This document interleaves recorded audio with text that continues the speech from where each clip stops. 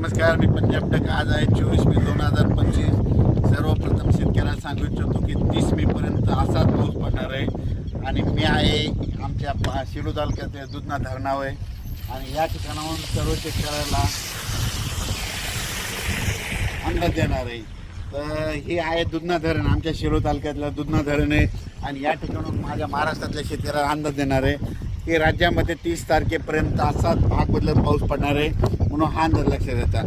पण राज्यात सांगायचं झालं तर सर्व शेतकऱ्यांसाठी आनंदाची बातमी, 1, 2, 3 जूनला राज्यात सूर्यदर्शन होणार आहे.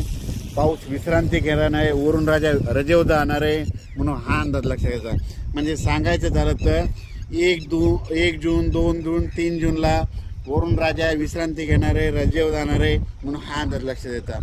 माझी सर्व शेतकऱ्याला विनंती आहे की 1, 2, 3 जूनच्या नंतर ऊन पाडल्याच्या नंतर तुम्ही काय करा, तुम्ही संपूर्ण शेताची कामे आटपून घ्या. कारण की त्यावेळेस उघाड पडणार आहे. नंतर परत 5-6 जूनच्या नंतर थोडं तुरळक कुठेतरी पाऊस चालू राहील. पण राज्यात मात्र 1, 2 जून, 3 जूनला सूर्यदर्शन होणार आहे, चांगलं हवामान कोरडं राहणार आहे, म्हणून हा अंदाज लक्षात येतात. पण राज्यात मात्र आता 27, 28 आणि 29 मेला म्हणतं ठिकठिकाणी मुसळधार पाऊस पडणार आहे, भाग बदलत पडणार आहे, म्हणून हा अंदाज लक्षात येतात. राज्यात दररोज वेगवेगळ्या भागात 2-2 दिवस पाऊस मुक्काम करत जाणार आहे, म्हणून हा अंदाज लक्षात येतात. पण राज्यात मात्र 30 मे पर्यंत असंच पावसाचं वातावरण राहणार आहे, म्हणून हा अंदाज लक्षात येतात. अचानक वातावरण बदल झाला तर लगेच एक मेसेज दिला जाईल. धन्यवाद. ही पाहू शकता, हे आमचं दुधना धरण आहे. म्हणजे सेलू तालुक्यातील लहान भाग होणार आहे, आमचं हे धरण आहे. या धरणात देखील पाणी यायला सुरुवात झाली, पाहू शकता.